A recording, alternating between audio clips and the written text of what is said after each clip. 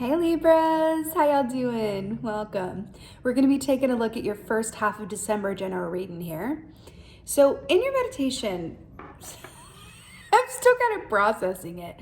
I was in a field of wildflowers, and if any of you are familiar with the flower that they call buttercup, I saw buttercup flower. It's a beautiful flower. It's like a light fuchsia wildflower that I don't know if it grows other places, but I grew up with it like in the South, so I saw it a lot. And I heard the song, like why do you build me a buttercup baby just to let me down, mess me around, and worst of all, you never call baby when you say you will. I love you still, I need you. That song. I won't go on. So I saw this buttercup in this field of wildflowers. And then I saw these planes come in and just drop pollutants on the field. And I saw all these planes go in and out. And I saw that over time, this buttercup just began to wilt and wilt. And right when it was like this beautiful field and this beautiful flower that's so delicate, right, was just being killed, like slowly. And then I saw, don't worry, it gets better. And then I saw this little girl come upon this field and see this buttercup and think, oh my gosh, like what a sad buttercup. How can I bring this, back to life? So I saw her build this like little umbrella that still let the sun in and the rain in, but was able to keep out, magically, all the pollutants. So she nurtured it back to life. And then over time, it was able to thrive again. And I saw her standing there smiling when she saw this. And then I saw the beast from like Beauty and the Beast come and stand behind her and like hook her arms, and both of them were smiling. And that was the meditation. It makes me think about sirens as I say that.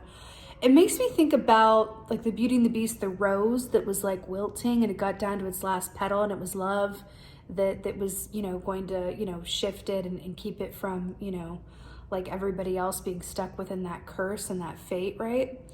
There's something about, I'm really struck by the juxtaposition of this delicate flower under these harsh chemicals or these harsh conditions. So I want to go ahead and see what your cards have to say, because this is one of those meditations where I'm like, I want to kind of see how it reveals itself. I wouldn't want to jump into too much like analysis around it off the top like I normally might, because I just feel like a flower, it's just going to bloom over the course of the cards. But with that being said, let's go ahead and see what your cards say.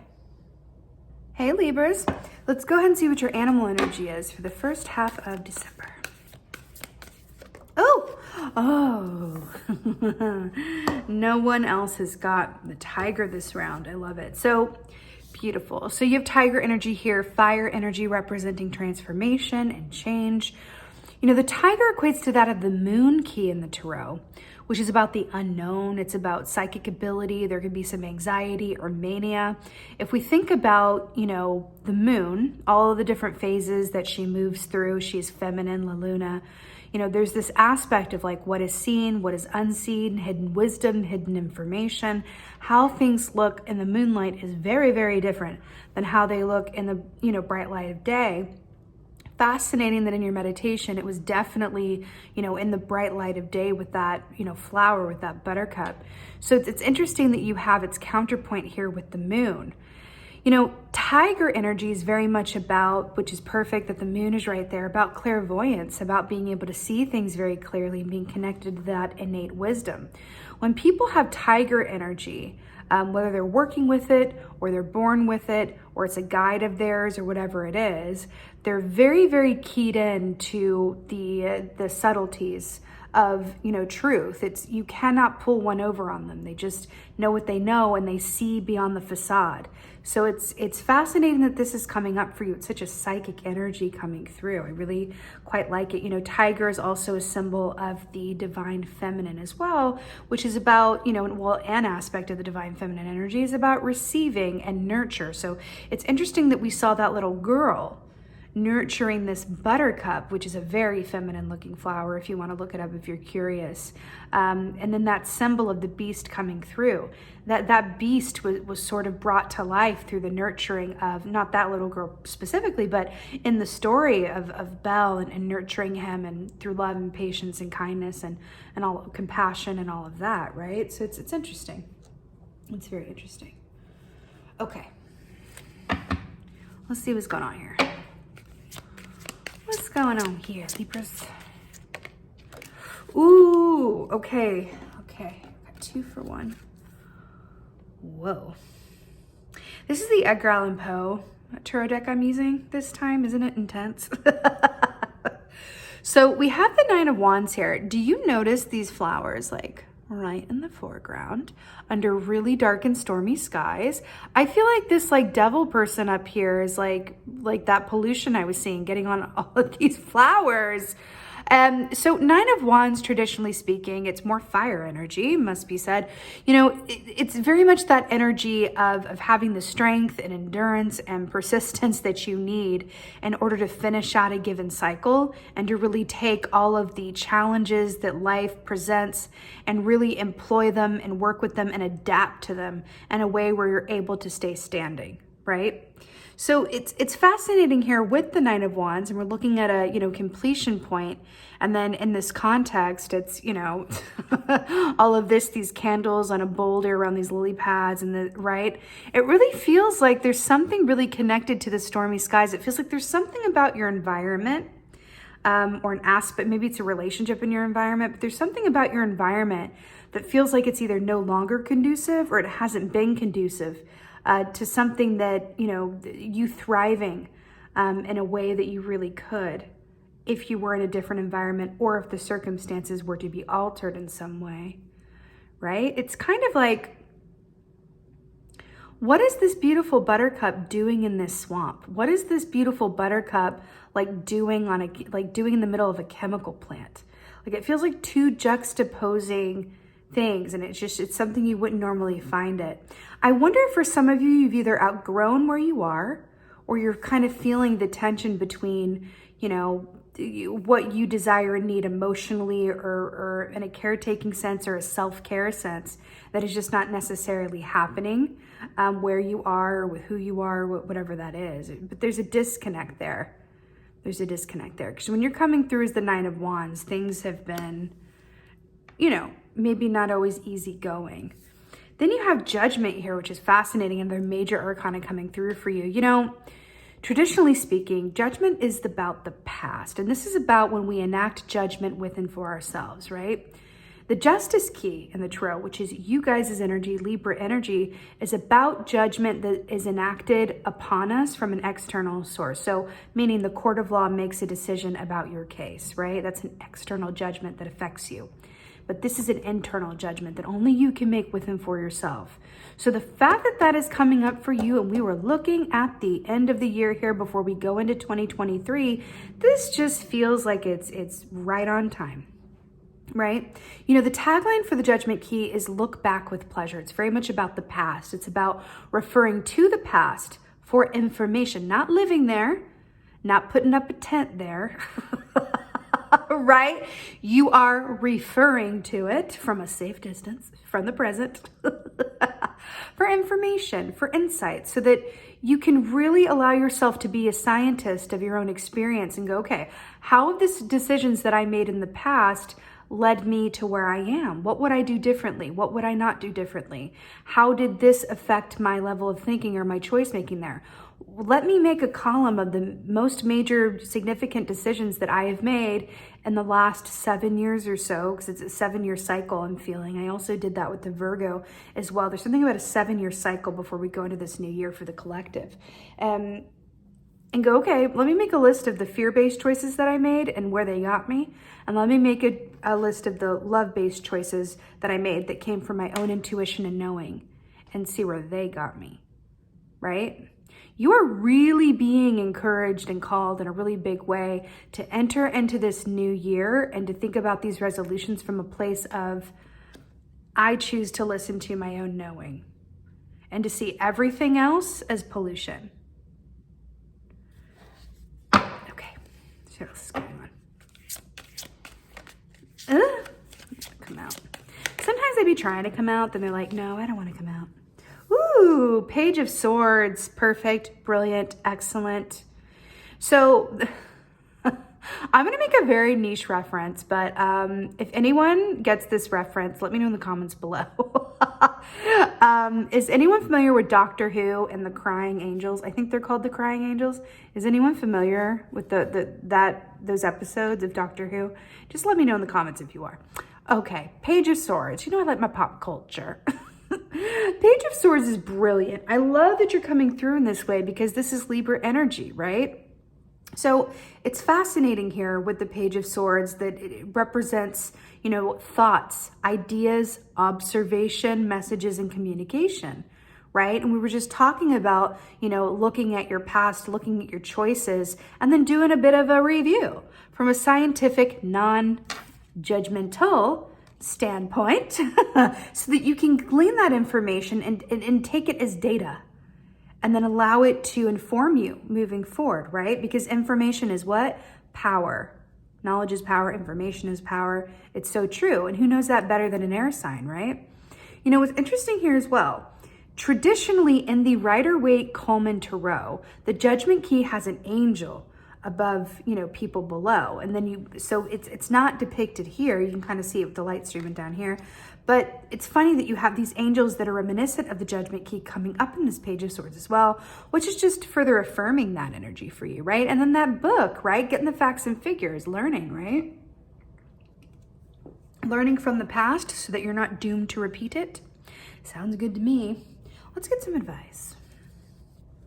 Let's get some advice.